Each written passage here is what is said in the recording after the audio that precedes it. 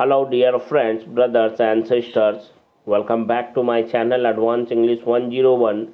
Dear friends, in today's video, we are going to learn 5 most advanced English structures which are used in daily use conversation, and all the examples taught in this video are most useful and helpful for those people who want to make their English fluent and want to speak English fluently and confidently. So watch this video until the end if you want to make your English fluent, or if you want to become a fluent speaker in English. Before starting this video, I would like to request you, if you have not subscribed my channel so far, so I would like to request you to subscribe it first, so that you may get all my new video notification first, and you may learn lots of things from this channel. So you must subscribe it. The rest is your choice. I'm not wanting any kind of pressure on you to subscribe this. It depends on your mind, on your choice. So without wasting more time, let's get started today's video. आज का हमारा पहला structure होगा, जब भी हमें बोलना हो, अगर वो तुम्हारी बात नहीं मानता है तो ना सही, तुम्हारे मना करने के बावजूद वो जाना चाहता है तो ऐसा ही सही। इस तरह के सेंटेंस को बोलने के लिए हम लोग कंप्लीट सेंटेंस, वो भी प्रेजेंट इंडेफिनिट टेंस का सेंटेंस हमारा होगा, इफ से बनने वाला होगा। बाकी पूरा रूल प्रेजेंट इंडेफिनिट टेंस को फॉलो करेगा, और उसके लास्ट में सो भी इट को हम लोग ऐड करेंगे, जिसका मतलब होता है तो ना ही सही या तो ऐसा ही सही। नेक्स्ट सेंटेंस है, अगर वह तुमसे नहीं पढ़ना चाहती तो ना ही सही, तुम उससे पढ़ने के लिए इतना दबाव क्यों डाल रहे हो। इस सेंटेंस को बोलने के लिए हम लोग कहेंगे, if she doesn't want to study from you so be it, why are you mounting so much pressure on it. Mount pressure का मतलब होता है बहुत ज़्यादा दबाव डालना। अगर वह अपने दोस्त की पार्टी में नहीं जाना चाहता है तो ना ही सही, if he doesn't want to go to his friends party so be it, so easy, whatever you want to speak you can. अगर वह अपना वादा पूरा नहीं करना चाहता तो ना सही, if he doesn't want to fulfil his promise so be it. एक से बढ़कर एक स्ट्रक्चर है, बिना स्किप किए इस वीडियो को अंत तक ज़रूर देखें। हर बार की तरह इस बार भी आपको बहुत कुछ सीखने को मिलेगा। अगर आप नहीं चाहते हैं कि कोई उसे परेशान करे तो ऐसा ही सही, तो ना ही सही। If you don't want anyone to bother him so be it. अगर आप नहीं चाहते कि कोई उससे परेशान ना करे तो ऐसा ही सही, ऐसा ही होगा। नेक्स्ट हमारा स्ट्रक्चर है, जब भी बोलना हो, अब तो सो जाओ, अब तो सुधर जाओ, अब तो बुला लो, अब तो अंदर आने दो, या फिर कहना हो अब तो अंदर आ जाओ, अब तो जाने के लिए हाँ बोल दो, अब तो मान जाओ यार, अब तो बता दो यार, या अब तो बताओ। इस तरह के सेंटेंस को बोलने के लिए हम लोग इस स्ट्रक्चर के रूल को फॉलो करेंगे। सबसे पहले एटलीस्ट, अगर सब्जेक्ट है तो इसके बाद सब्जेक्ट भी डालेंगे, नहीं तो वर्ब है तो वर्ब की फर्स्ट फॉर्म को डालेंगे।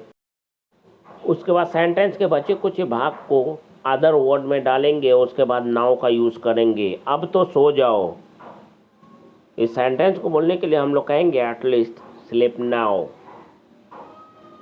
अब तो जाग जाओ, at least wake up now, at least wake up now। अब तो बैठ जाओ, at least sit down now, at least sit down, या फिर यूँ कहें at least sit now। अब तो उसके साथ जाओ, at least go with him या go along with him now। सुबह हो गई है, अब तो जाग जाओ, एटलीस्ट इट्स मॉर्निंग, या फिर यूँ कहें it's morning at least wake up now, it's morning at least wake up now. अब तो मेरा नंबर अनब्लॉक कर दो, at least unblock my number now. So easy to speak, very easy to speak, and very easy to learn this structure also. अब तो सो जाओ, at least sleep now, at least sleep now. अब तो स्वीकार कर लो, at least accept। अगर कोई आदमी है तो हिम हर का यूज़ करेंगे, कोई चीज़ है तो इट का यूज़ करेंगे। At least accept it now, at least accept him now. अब तो जाओ, अब तो जाओ, अगर बोलना है अब तो जाओ, at least go now, at least go now. Next हमारा स्ट्रक्चर है, जब भी बोलना हो एंड टाइम पर उसने ऐसा किया, एंड टाइम पर उसने मुझे बोला, एंड टाइम पर उसने मुझे जाने को कहा, इस तरह के सेंटेंस को बोलने के लिए एक फ्रेज का यूज़ करते हैं, in the nick of time.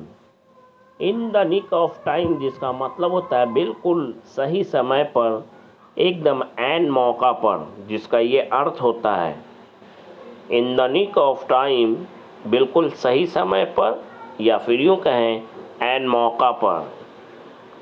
Sentence बनाने के रूल की बात करें तो सबसे पहले अपने कंप्लीट सेंटेंस को बोलेंगे, उसके बाद लास्ट में हम लोग in the nick of time का यूज़ करेंगे। ये एडवांस स्ट्रक्चर है मेरे भाई, इसे सीख लीजिए।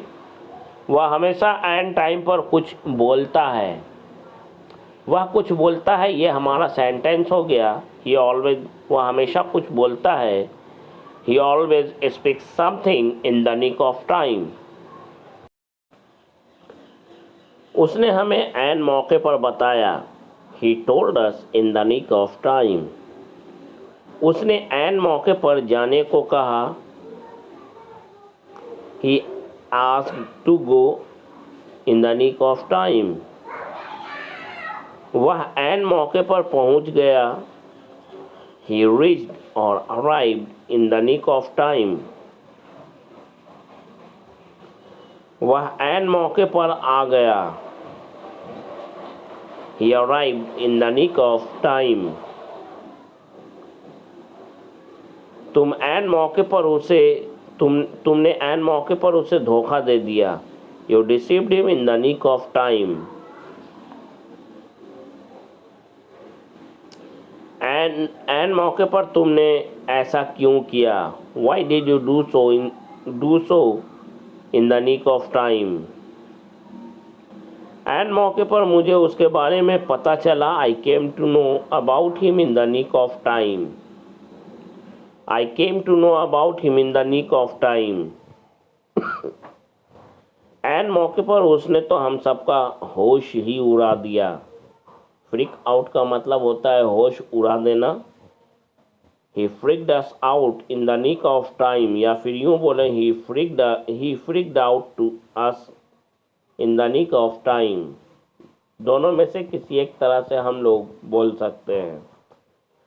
नेक्स्ट हमारा स्ट्रक्चर है, जब भी हमें बोलना हो, इससे अच्छा तो हम किसी और को बता देते, इससे अच्छा मैं किसी और को बता देता, या इससे अच्छा तो तुम कुछ बोलते ही नहीं, इससे अच्छा तो मैं ऑफिस चल ही जाता, इससे अच्छा तो मैं उसे सब कुछ बता ही देता, इससे अच्छा तो मैं आईफोन ही ख़रीद लेता। इस तरह के सेंटेंस को जब भी बोलना हो, बड़े ही आसानी से हम लोग इस सेंटेंस को बोलेंगे।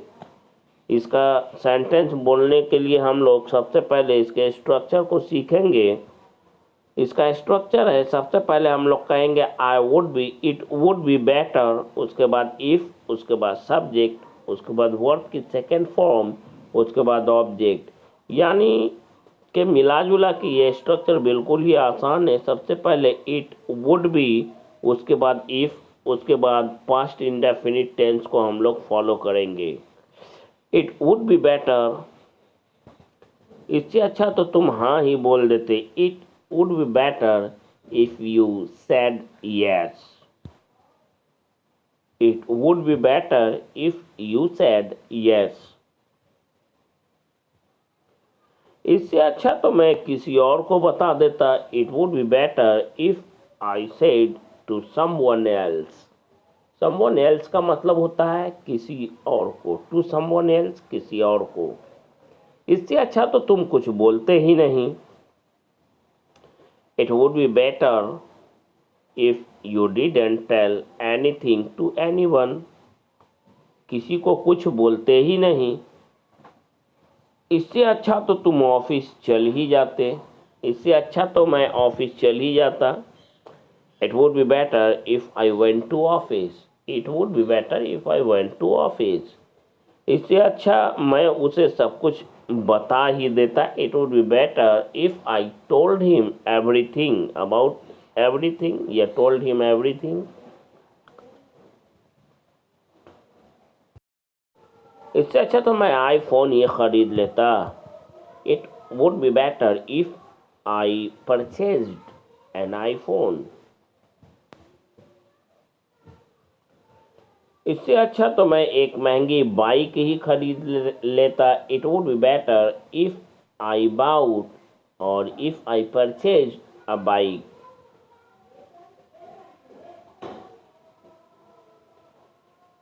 If I purchased an expensive bike. महंगी बाइक है. An expensive bike. इससे तो अच्छा मैं अंग्रेजी बोलना सीख ही लेता. It would be better if I learned. Learn की सेकेंड फॉर्म लर्न है. If I learn to speak English.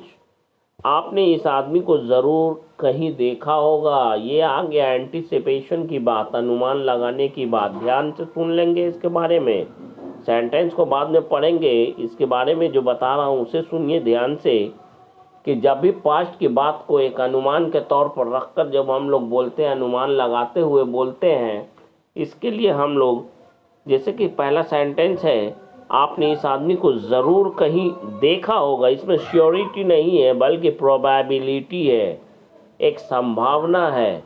इसे बताने के लिए हम लोग यहाँ पे मस्ट हैव प्लस वर्ब की थर्ड फॉर्म का यूज़ करेंगे. ध्यान रखेंगे एकदम. इस बात को आप अपने दिमाग में बिठा लीजिए कि ज़रूर किया होगा, ज़रूर देखा होगा, ज़रूर खाया होगा. उसके लिए शुड, ये मस्ट हैव प्लस वर्ब की थर्ड फॉर्म का, सॉरी मैंने शुड पहले बोला, शुड नहीं होगा, शुड गलती से मैंने बोल दिया है. मस्ट हैव प्लस वर्ब की थर्ड फॉर्म को हम लोग फॉलो करते हुए सेंटेंस को बोलेंगे और बनाएंगे. पहला सेंटेंस है, आप उससे पहले कभी ज़रूर मिले होंगे. You must have met him before. आपने सलमान खान की वो मूवी ज़रूर देखी होगी या देखा होगा. You must have watch this movie of Salman Khan. Salman Khan की ये मूवी आपने ज़रूर देखी होगी. You must have watch this movie of Salman Khan. उसने अपनी माँ से ज़रूर झूठ बोला होगा. ही मस्ट हैव लाइड, या फिर लाइट की जगह पे told a lie to her mother का भी हम लोग यूज़ कर सकते हैं, बोल सकते हैं. उसने प्रिंसिपल से ज़रूर तुम्हारी शिकायत की होगी. He must have complained against you to the principal. उसने ज़रूर तुम्हें गाली दिया होगा. He must have abused you. He must have abused you. कोई काम ज़रूर किया होगा. इसके लिए must have plus verb की third form. Keep it in your mind. Never try to forget this structure, because this structure is most important for spoken English.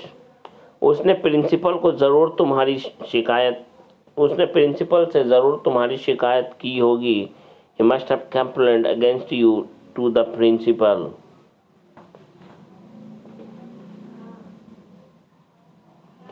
उसने ज़रूर कॉलेज में डांस किया होगा. He must have danced in the college. He must have danced in the college. So dear friends, if you find this video helpful for you, please don't forget to press the subscribe button if you haven't subscribed this channel so far, and must write your comment after watching this video about this video. How did you like this video? how did you find this video? Is this video helpful for you or not? You must write in the comment box. Next है हमारा, उसने तुम्हें गाली दिया होगा। ये भी anticipation यानी अनुमान, प्रोबेबिलिटी और संभावना को दर्शाने वाला चीज़ है, लेकिन समय इजाज़त नहीं दे रही। और मैं आपसे ये प्रॉमिस कर रहा हूँ कि ये सारे सेंटेंस को कल से आप फटाफट बोलना सीख जाएंगे, क्योंकि कल के वीडियो में सबसे पहले मैं आपके लिए इस स्ट्रक्चर को ही लेकर आऊँगा, क्योंकि अभी समय की कमी चल रही है और मैं वीडियो को अब यहीं पे समाप्त कर रहा हूँ। इसलिए इस वीडियो को ज़्यादा से ज़्यादा शेयर करें, लाइक करें और सब्सक्राइब करें और कमेंट में ज़रूर बताएं वीडियो आपको कैसा लगा।